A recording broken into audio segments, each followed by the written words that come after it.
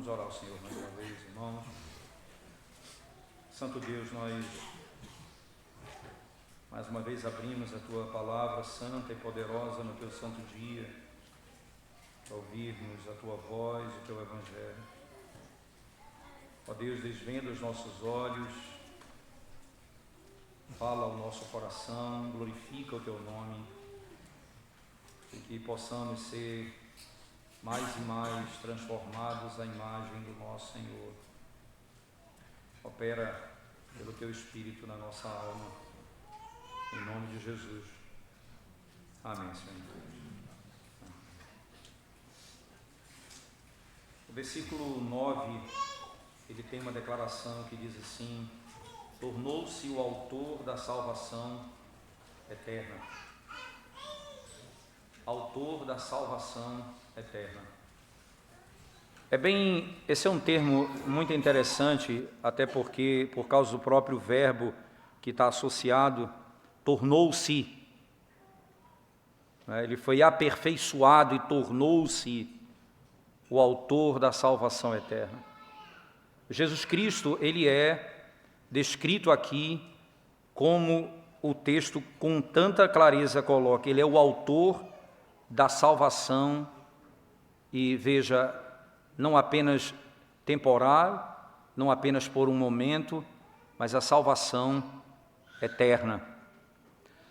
Isso é tão importante para a vida da igreja, esse entendimento, porque você vai perceber que em toda a história da redenção, depois da queda, Deus vai lidar com os seus servos de modo em que eles são aperfeiçoados, eles são transformados. Isso é algo também que aponta para Cristo. Nós vamos ver que há uma distinção na natureza de Cristo, para nós é óbvio, mas ele também aprendeu com o sofrimento. Ele aprendeu com o sofrimento. Isso é algo que nos chama a atenção pela natureza da própria declaração do texto. Veja, no verso 8 ele coloca: embora sendo filho, aprendeu a obediência pelas coisas que sofreu. Embora sendo filho. É importante aqui, nós entendermos, irmãos, ele é o autor da salvação eterna. E como isso aconteceu? Como foi que ele se tornou o Salvador, o nosso Salvador eterno? Como foi que ele conquistou para nós a eterna salvação? Como ele conquistou? E para isso, o autor vai descrever em alguns passos importantes no próprio texto. Ele vai dizer, ele alcançou isso por meio do sofrimento. Então, a primeira característica dessa grande conquista foi, ele passou pelo sofrimento. E aqui eu quero trazer à memória, irmãos, a história. Eu poderia pegar qualquer um patriarca, qualquer um do Antigo Testamento, José, por exemplo, mas eu quero me deter em Abraão em particular. Abraão, que foi chamado por Deus de uma nação que adorava falsos deuses, foi arrancado de lá pelo poder da graça e passou a servir ao Senhor. E você vai perceber que Abraão, irmãos, ele ainda com o nome Abrão, ele passa por um processo no meio das suas lutas muito interessante. Logo quando ele é chamado, imediatamente ele sai da sua terra e então ele com a sua esposa, eles chegam numa região onde aquelas pessoas são ímpias, e ele sabe, essas pessoas são ímpias, elas vão querer me matar porque a minha esposa é bonita, e então vamos entrar no acordo, você vai dizer a eles que você é minha irmã, para que eu não morra. Perceba que Abraão, ele no primeiro ato, no primeiro momento da sua história, ele procura uma saída bem estranha para aquilo que Deus havia ordenado a ele. Ele vai entregar a esposa dele para que ele não morra. Se o Senhor não viesse e não transformasse aquela situação, teria sido uma tragédia. Mas você vai perceber que na sua caminhada, ele passa até a enganar essas pessoas, a tal ponto que um dos reis que ele se encontra, que mais uma vez ele tenta enganar, dizendo que a esposa dele era irmã, o rei diz assim: uma coisa eu te peço, Abraão, fala a verdade e não minta. ele passa a repreender o próprio Abraão. Abraão, no meio das suas lutas e das suas crises, ele está sendo depurado, transformado, até que quando ele chega, irmãos, no ápice da sua história, que é o capítulo 22 do livro de Gênesis, quando Deus ordena a Abraão que ele mate o seu único filho. Você vai perceber que nesse capítulo 22 não haverá um único subterfúgio de Abraão. Ele não vai buscar nenhum engano. O que Deus ordenou, ele vai fazer. O que Deus disse, ele vai cumprir. E ele segue com seu filho, diz o capítulo 22 do livro de Gênesis. Então, chega um dado momento, quando eles estão subindo o monte, ele diz para os servos: fiquem aqui, eu e o rapaz, nós iremos, adoraremos e voltaremos. Capítulo 22, verso 5 do livro de Gênesis, nós voltaremos. Ele entende que ele vai levar o filho, mas vai trazê-lo. O autor da carta aos Hebreus chega a dizer exatamente isso, que ele cria que Deus tinha poder para ressuscitar o seu filho dos mortos. Ele faria aquilo que lhe foi ordenado sem vacilar, porque creu nas promessas de Deus. Nenhuma reclamação, nenhum questionamento, nada ele fez. Apenas cumpriu o que Deus mandou ele fazer. No sofrimento, ele foi transformado. No sofrimento, ele foi transformado. Ele aprendeu a confiar em Deus, a tal ponto de não questionar a ordem do Senhor de executar o seu único filho. O seu único filho. Esse caminho, irmãos, é o caminho que Deus usa para lidar com aqueles que apontam para Cristo no Antigo Testamento, mas especialmente é o caminho que Ele escolheu para todos aqueles que são seus. O sofrimento é a escola que o Senhor vai nos ensinar a confiar nele, a esperar por Ele, a crer nele, a ter nossa dependência nele. É a escola que Ele escolheu para o seu povo. Não foi diferente com Cristo. Não foi diferente com Cristo. Se Cristo passou por isso, não seria diferente com o seu próprio povo. Voltando para o nosso texto, veja no verso 8, então, mais uma vez, embora sendo filho, ele aprendeu a obediência pelas coisas que ele sofreu, embora sendo filho. Lembre-se, irmãos, esse embora sendo filho, ele está trazendo à memória o que foi dito no verso 5. Volte comigo lá, por favor. Assim também Cristo a si mesmo não se glorificou para se tornar sumo sacerdote, mas o glorificou aquele que ele disse: tu és meu filho, eu hoje te gerei. Ele está dizendo, olha, ele é filho. E essa expressão filho de Deus, ela sempre, nesses contextos, ela está associada à natureza divina dele.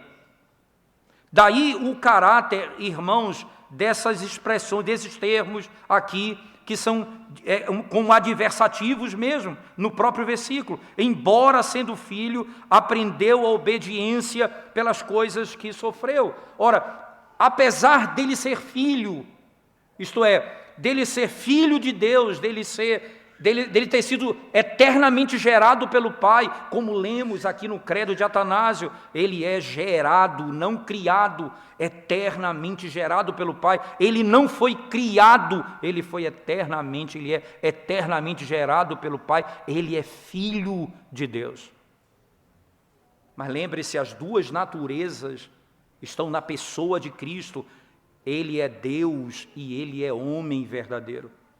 Se você lembrar rapidamente do texto de Romanos, no capítulo 1, você vai perceber, irmãos, no verso 3, as seguintes palavras do apóstolo Paulo. Quando ele descreve o Evangelho e o conteúdo do Evangelho, ele diz: o que ele é filho de Deus e segundo a carne é da descendência de Davi. Ele é filho de Deus e segundo a carne da descendência de Davi. Em outras palavras, ele é da tribo de Judá. Por isso você vai perceber que ele precisava ser da ordem de Melquisedeque, não da ordem de Arão, porque Arão é uma tribo dos levitas e ele viria de uma outra, então ele é da tribo de Judá. Entenda, ele é filho de Deus e segundo a carne ele é descendente de Davi. Mas aqui o autor da carta aos Hebreus diz, olha, ele sendo filho, irmãos, ele sendo filho, embora ele sendo filho, ele é o Filho eterno de Deus, o Santo Filho de Deus. Ele não tinha nenhuma necessidade para aprender obediência. Nenhuma necessidade de aprender obediência. É como se você dissesse que o próprio Deus precisasse aprender obediência. Ele nunca precisaria aprender obediência. Por isso é introduzido o verso 8 com esse embora. Embora sendo filho, aprendeu a obediência pelas coisas que sofreu. Sim, é próprio da nossa natureza aprender pela disciplina, pelo sofrimento. Então, por exemplo, se você ainda em Hebreus, no capítulo 12, por favor, no verso 5, Hebreus 12, 5 em diante, ele diz assim: e estáis esquecidos das exortações que, como a filhos, discorre convosco. Filho meu, não menosprezes a correção que vem do Senhor, nem desmaieis quando por ele és reprovado, porque o Senhor corrige a quem ama e açoita a todo filho a quem recebe. É para a disciplina que perseverais. Deus vos trata como filhos, pois que filho há que o pai não corrige? Mas se estáis sem correção, de que todos se têm tornado participantes, logo sois bastardos e não filhos. Entenda, é da natureza da relação pai e filho que os pais ensinem os seus filhos por meio da disciplina. É da natureza, por causa da própria característica do coração de todo homem. Foi por isso que o Senhor estabeleceu assim. Essa obediência, ela é aprendida dolorosamente por causa da nossa humanidade caída, que é ela é tão inclinada para a desobediência, irmãos, ela é tão inclinada a nossa natureza para a desobediência, que o Senhor instituiu mesmo o aprendizado por meio do sofrimento, para podermos aprender a obediência. Ora, não era assim Jesus Cristo.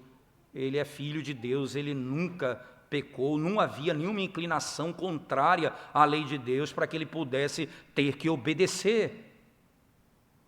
E se você voltar para Hebreus 4, virar a página no verso 15, ele diz: porque não temos sumo sacerdote que não possa compadecer-se das nossas fraquezas, antes foi ele tentado em todas as coisas a nossa semelhança, mas sem pecado.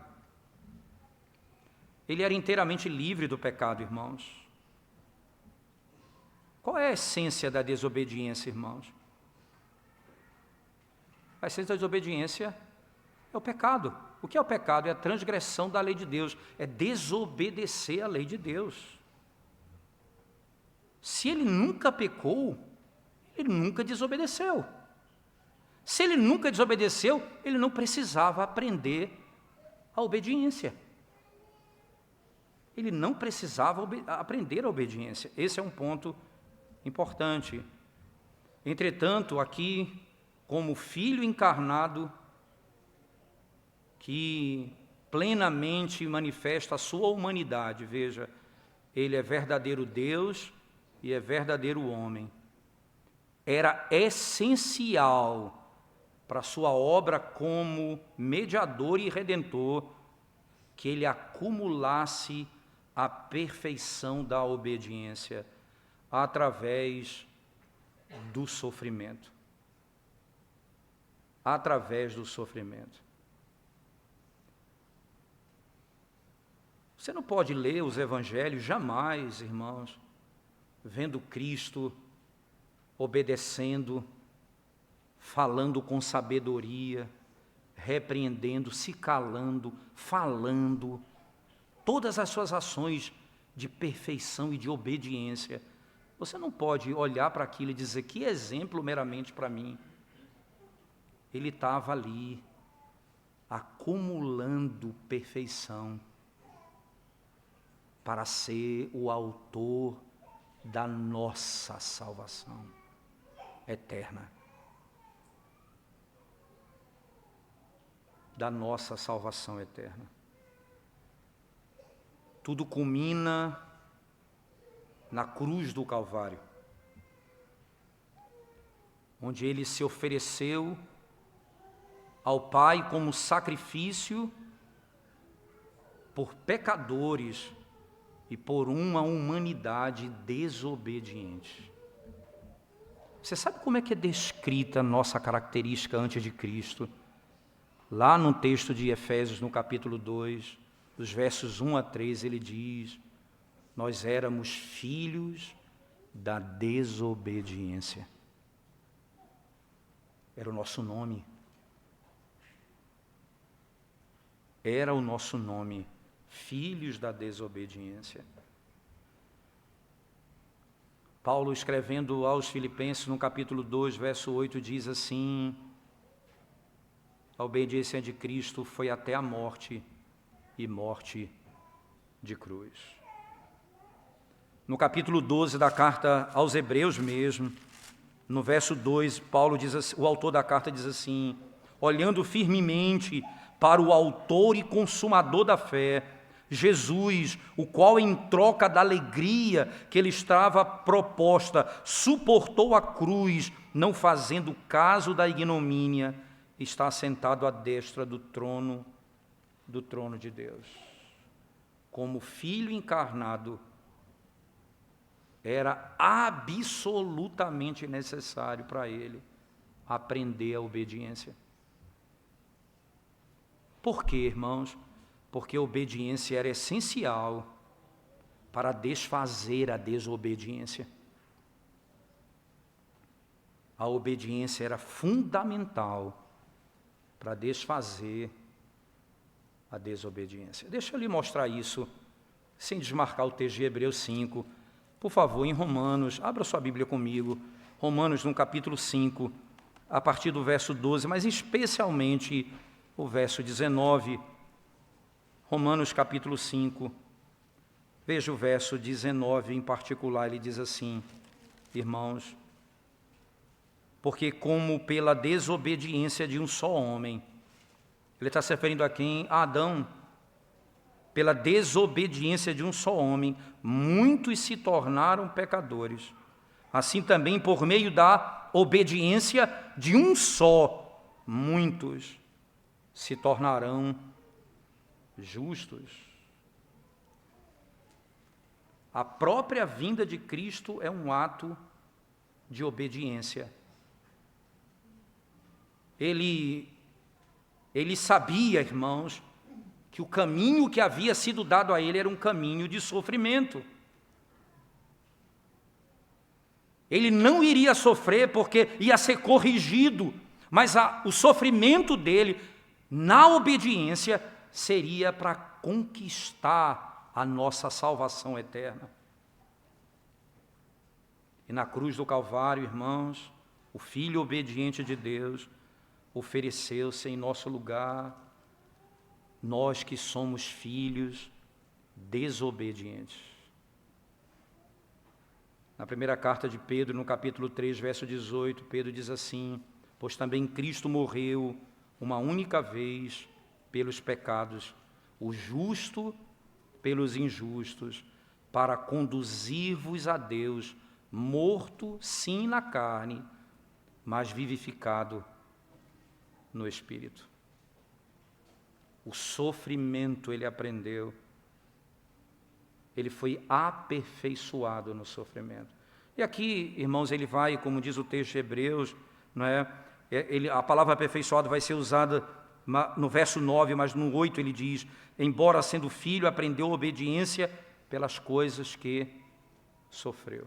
E aqui, entenda um detalhe bem importante para nós, irmãos. Ora, a obediência de Cristo por meio do sofrimento, ela é para a minha redenção. Lembre-se, Jesus Cristo, ele vai sofrer sem nunca ter cometido pecado. Ele vai obedecer a Deus no meio da tribulação, não porque ele pecou. Veja, eu sofro porque eu peco, ele sofre pelos meus pecados. Tudo que ele está passando, toda a luta que ele vai enfrentar, todo o castigo que ele vai suportar, é por minha causa e por sua causa. É tão precioso notar, irmãos, que lá em Isaías já se tem isso com tanta clareza. O profeta Isaías, no capítulo 53, por favor, volte comigo lá nesse texto de Isaías, Isaías 53, veja comigo, por favor, irmãos. A partir do versículo 6, ele diz assim: todos nós andávamos desgarrados como ovelhas, cada um se desviava pelo caminho. Então, essa é uma descrição da desobediência. Cada um fazia o que achava mais certo. Mas o Senhor fez cair sobre ele a iniquidade de todos nós. Ele foi oprimido e humilhado, mas não abriu a boca. Como cordeiro foi levado ao matadouro, e como ovelha muda perante os seus tosqueadores, ele não abriu a boca. Por juízo opressor foi arrebatado, e de sua linhagem, quem dela cogitou? Porquanto foi cortado da terra dos viventes, por causa da transgressão do meu povo, foi ele ferido. Designaram-lhe a sepultura com os perversos, mas com o rico esteve na sua morte, posto que nunca fez injustiça, e nem dolo algum se achou em sua boca. No meio do sofrimento, ele nunca pecou. A ponto do verso 10 dizer: todavia, veja, perfeição em todo ato, sem encontrar um dolo na sua boca. Sim, ele abria a boca para pecar uma única vez no meio do sofrimento. O verso 10 diz: todavia, ao Senhor agradou moê-lo, fazendo-o enfermar, quando der ele a sua alma como oferta pelo pecado. Verá a posteridade e prolongará os seus dias, e a vontade do Senhor prosperará nas suas mãos. Ao Senhor agradou moê-lo, era o perfeito sacrifício, nunca pecou no meio do mais profundo sofrimento. As angústias do inferno, no Getsêmani, as angústias de alma, ele nunca pecou. Ele aprendeu, literalmente, a obediência nas coisas que ele sofreu. Ora, se não precisasse ser assim, ou então, imagina, Jesus Cristo nasceu, e quando ele nasceu, ele é homem e Deus verdadeiro, não é verdade? Então, ele poderia ser morto ali, e nesse momento todos nós estaríamos salvos? Por que ele não foi morto quando ele nasceu, nesse contexto, e logo nós estaríamos salvos? Se ele é homem e Deus verdadeiro apenas. Veja, gloriosamente sim, mas como homem, ele precisava aprender a obediência por meio do sofrimento. Porque é nisso, veja, irmãos, é aqui que somos confortados, é aqui que nós somos encorajados. É por isso que o autor da carta aos Hebreus vai dizer: você que está angustiado e sofrendo perseguição, aproxime-se do trono da graça e você encontrará conforto naquele que nunca cometeu pecado. No meio da tribulação, no meio do sofrimento, no meio da angústia, no meio do medo, eu sei em quem eu posso confiar, naquele que foi perfeito, sem nunca pecar, num sofrimento que eu nunca passarei uma vez que eu estou nele. Nunca. Mas o autor, mas Hebreus, irmãos, ele vai adiante na sequência do seu argumento. Ele diz, ora, o caminho para a obediência é o sofrimento. Esse é o caminho. É assim que Deus lida com os seus servos. Nós somos aperfeiçoados. Lembra do salmista. Foi-me bom ter passado pela aflição, porque aprendi a amar os teus decretos. Veja, irmãos, nós somos fortalecidos no meio do sofrimento. Quando nós podemos olhar para trás e dizer, Senhor, como foi bom ter passado por isso. Como eu aprendi a confiar em Ti. Como, irmãos, o Cristo que habita em nós é o que nos fortalece no meio do sofrimento. Aquele que aprendeu a obediência nas coisas que ele sofreu. Mas o verso 9, ele acrescenta um detalhe que é riquíssimo no meu entendimento, quando ele diz assim, e tendo sido aperfeiçoado, tornou-se o autor da salvação. E que essa palavra é interessante, irmãos. Tornou-se o autor da salvação eterna para todos os que lhe obedecem. Veja que detalhe interessante. Ele aprendeu a obediência pelas coisas que sofreu. Certo? E tendo sido aperfeiçoado. Que palavra é essa? Cristo foi aperfeiçoado. Que termo é esse, irmão? De onde vem essa linguagem, né? Se você voltar em Hebreus 2, verso 10, você tem algo bem parecido com essa declaração. Hebreus 2, 10 diz assim, porque convinha que aquele por cuja causa e por quem todas as coisas existem, conduzindo muitos filhos à glória, aperfeiçoasse por meio de sofrimento o autor da salvação deles. Ele já disse isso aqui, é por meio do sofrimento que ele vai aperfeiçoar o autor da nossa salvação.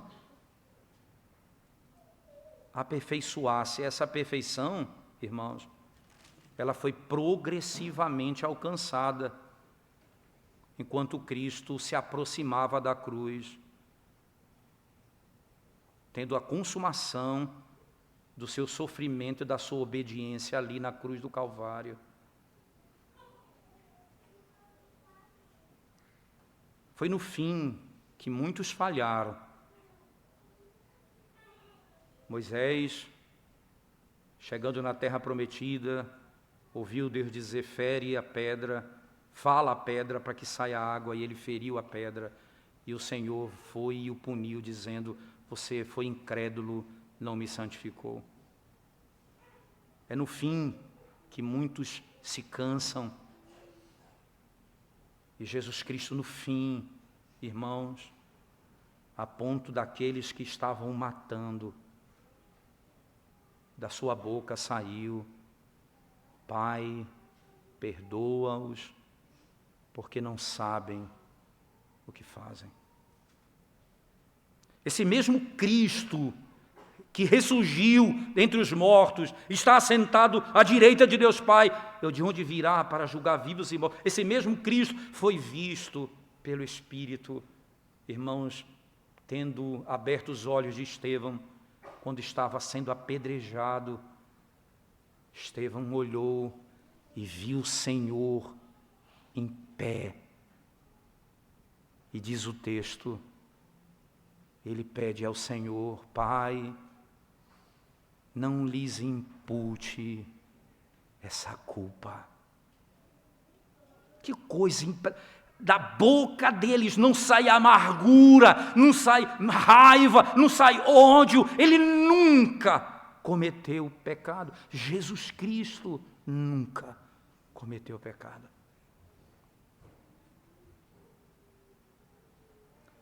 Que perfeição.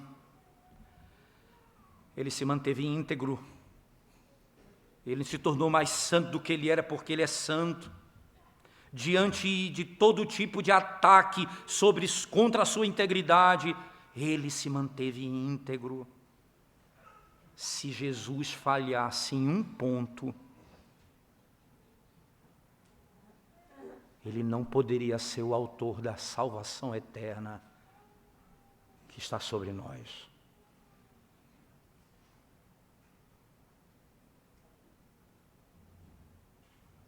O salmista diz: ó Senhor, não permita que sejam envergonhados aqueles que aguardam e esperam em mim.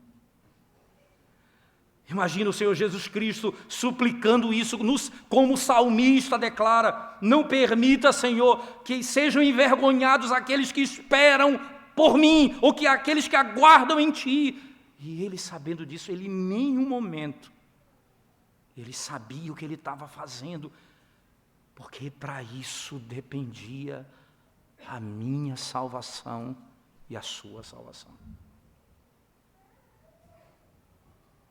Não havia outra possibilidade, irmãos. Era essencial que ele, começando como Adão no Éden, com uma natureza humana pura, ele pudesse vencer onde Adão falhou, o seu sofrimento e o sofrimento que ele vai passar, tanto quando ele foi testado, e posteriormente nas suas vitórias sobre esses testes, irmãos, atestam que ele foi perfeito, livre de falhas e defeitos. Sabe como é dito isso? Em João 19:30, o evangelista usa um termo que é famoso nos seminários, né? Quando a gente vai estudar alguns termos gregos, ele diz assim: quando, pois, Jesus tomou o vinagre, disse: está consumado, e inclinando a cabeça, rendeu o Espírito. Sabe o que essa palavra, irmão, significa? Está consumado. Em grego é a mesma raiz da expressão do verso 9, e tendo sido aperfeiçoado. Isto é, ele chegou no ápice. É ali na cruz, onde o máximo foi extraído dele. Está terminado, está concluído. Senhor, não há nada mais para ser feito. Tudo está pronto.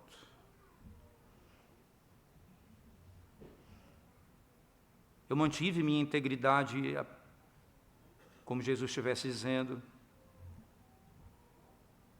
a minha obra da redenção que eu vim fazer perfeitamente foi realizada. Tudo foi completado.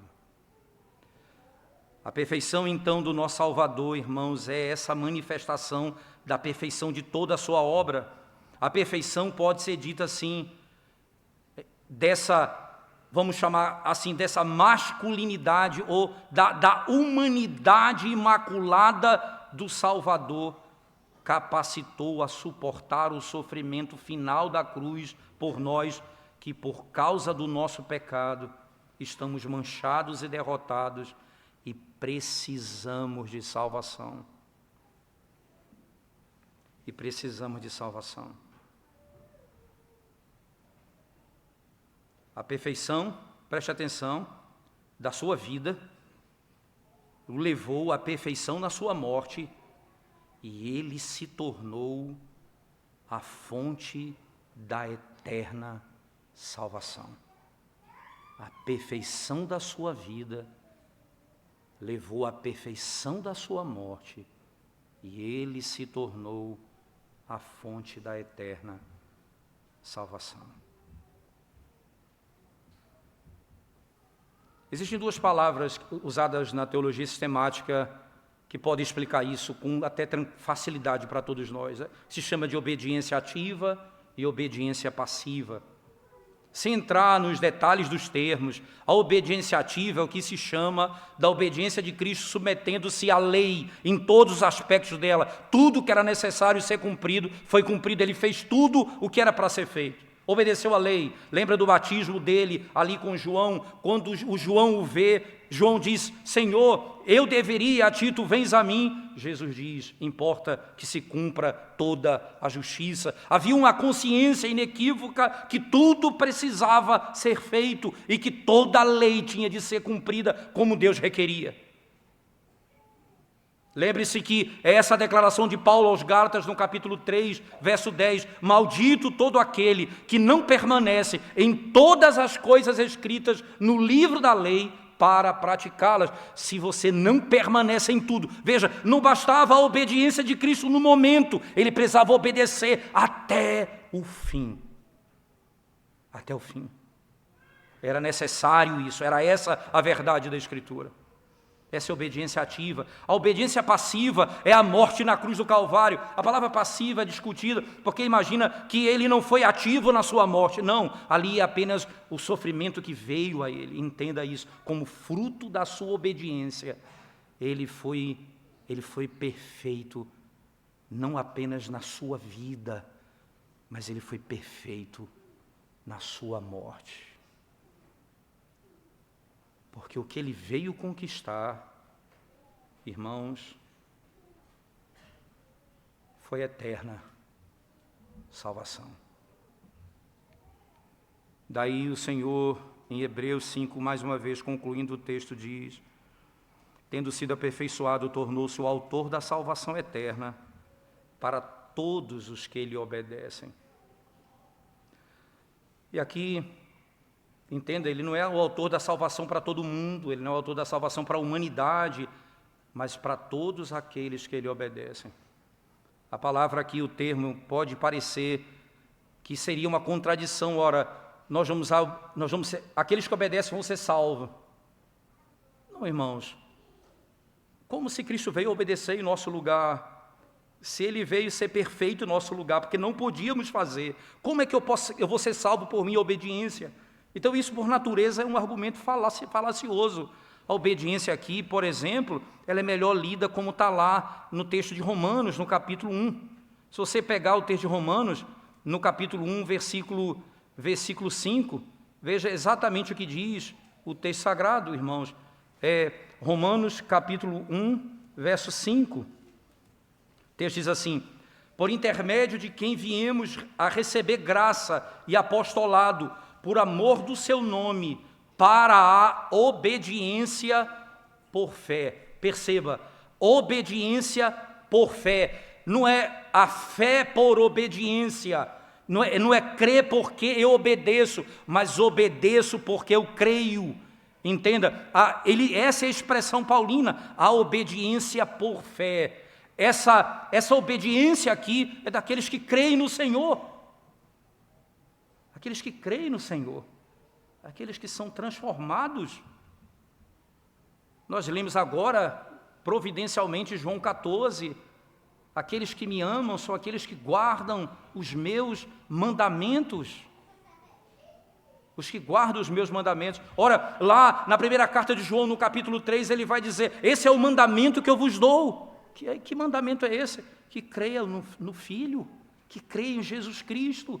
Esse é o mandamento, que creiam no nome do Senhor Jesus Cristo. E, consequentemente, irmãos, nós vamos receber a sua justiça, e nós somos justificados pela justiça dele, e pelo poder do Espírito, nós viveremos agora para a obediência, não mais como filhos desobedientes, mas como filhos que amam a verdade. O filho obediente veio redimir um povo para a obediência. Para a obediência. E no final do verso 10, tendo sido nomeado por Deus sumo sacerdote, segundo a ordem de Melquisedeque, esse é o autor da salvação eterna. A ordem do seu sacerdócio não é de Arão, é de Melquisedeque.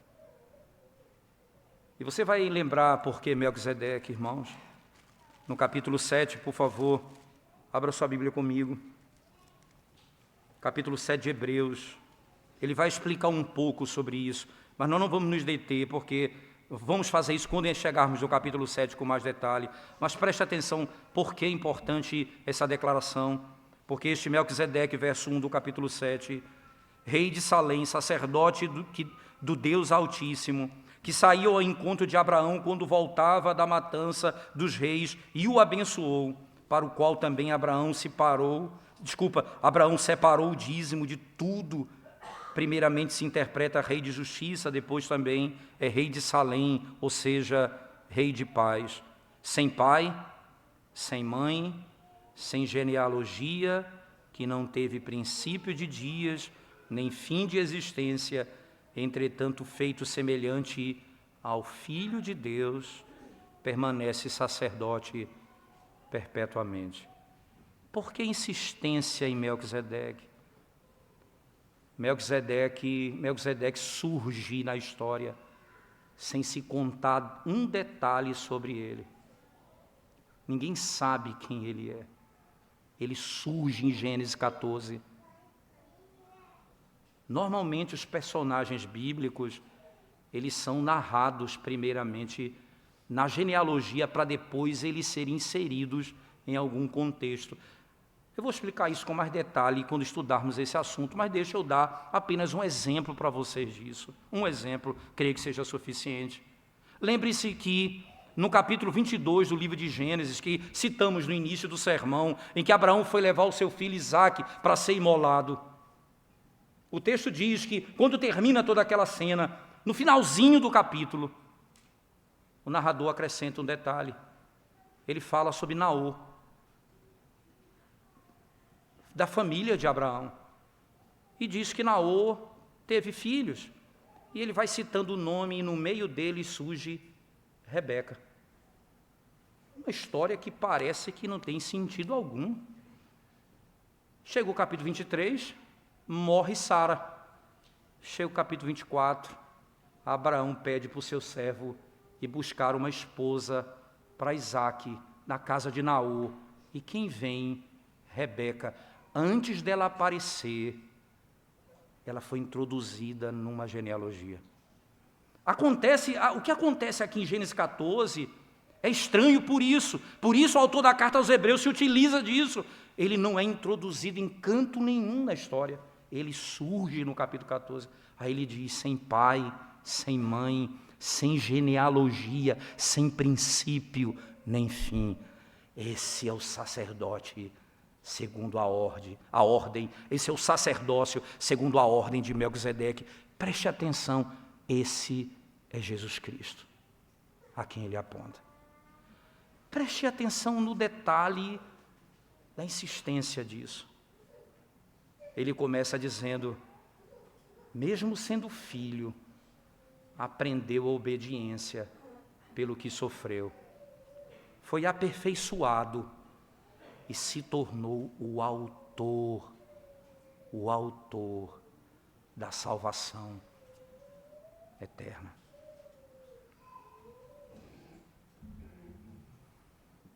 Deixa eu fazer algumas implicações últimas, irmãos, para a nossa vida. Deixa eu falar um pouco sobre o aprendizado. Pais, Deus lhe deu filhos para que vocês ensinem eles a obediência ao Senhor.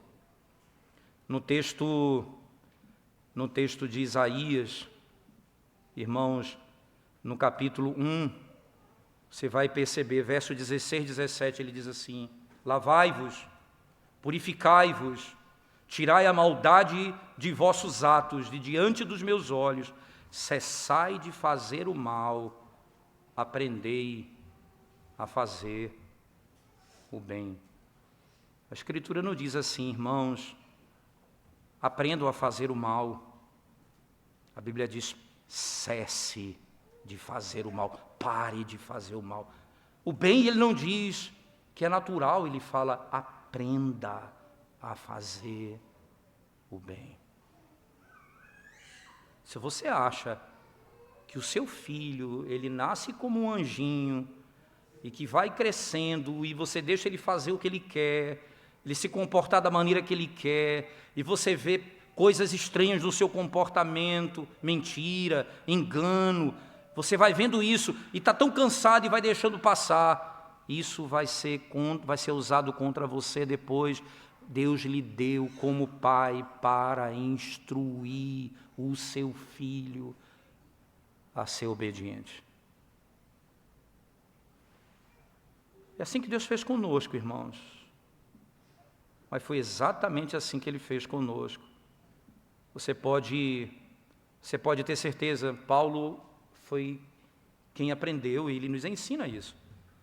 Lá em Filipenses 4, verso 11, ele diz: digo isto não por causa da pobreza, porque aprendi a viver em toda e qualquer situação. Veja, eu aprendi. Significa dizer, irmãos, que eu nasci sabendo e que eu vou aprender isso. Como o Senhor vai me fazer passar por necessidades, e o Senhor vai me fazer passar por farturas, o Senhor me fará andar dessa maneira, e dessa maneira Ele me conduzirá assim, e eu vou aprender a viver contente em toda e qualquer situação. Aí ele disse, porque aprendi a viver contente em toda e qualquer situação, tanto sei estar humilhado, como também ser honrado. De tudo e em todas as circunstâncias já tenho experiência, tanto de fartura como de fome, assim de abundância como de escassez.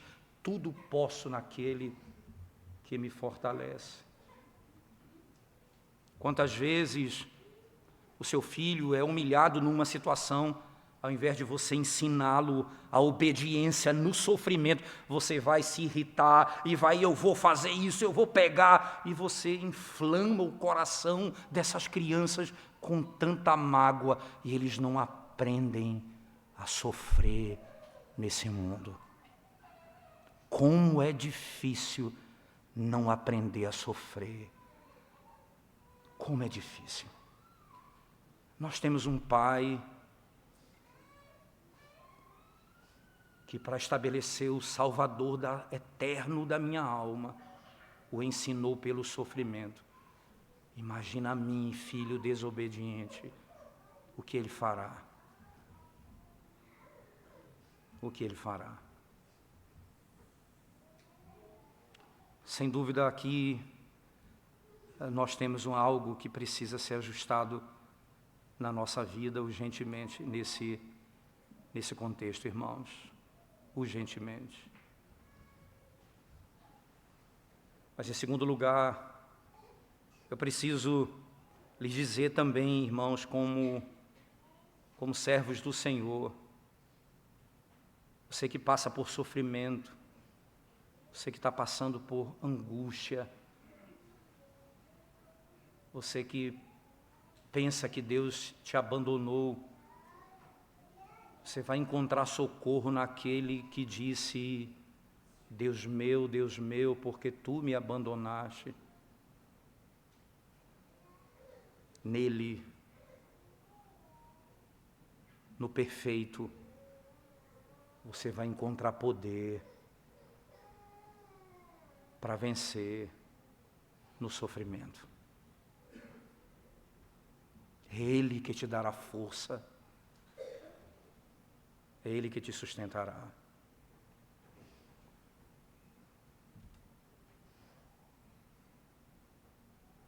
Você imagina que grande heresia, que grande mazela teológica imaginar que há um Salvador ou outro Salvador além de Cristo. O Pai o fez sofrer, e Ele veio para sofrer, para ser o autor da salvação eterna.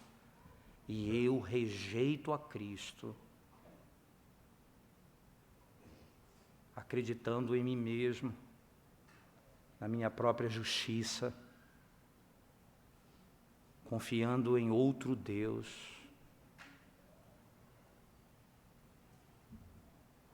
Aquele que é o Salvador eterno não terá piedade daqueles que rejeitaram o nome do Senhor Jesus Cristo, e esses sofrerão a condenação eterna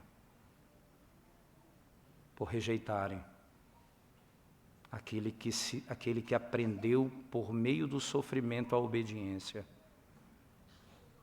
sendo aperfeiçoado, tornou-se o nosso eterno Salvador e Salvador eterno.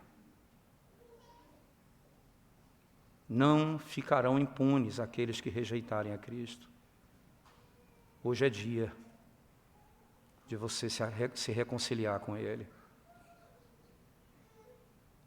Ele é poderoso para mudar a tua sorte. Vamos curvar nossa cabeça e vamos orar ao Senhor nesse momento, irmãos. Senhor, nós te exaltamos mais uma vez nessa noite do teu santo dia, suplicando ao Senhor que pelo poder do teu Espírito o Senhor fale ao nosso coração. O Senhor faça com que as verdades aqui anunciadas e proclamadas possam reverberar no íntimo do coração do teu povo, pelo poder do teu Espírito, para que eles tenham conforto em Cristo, amem ao Senhor Jesus Cristo, glorifiquem, tenham alegria nele, na pessoa dele, aquele que é a nossa perfeita salvação. Faz isso no nosso meio, Deus, em nome de Jesus. Amém, Senhor Deus. Coloquemo-nos de pé, irmãos, vamos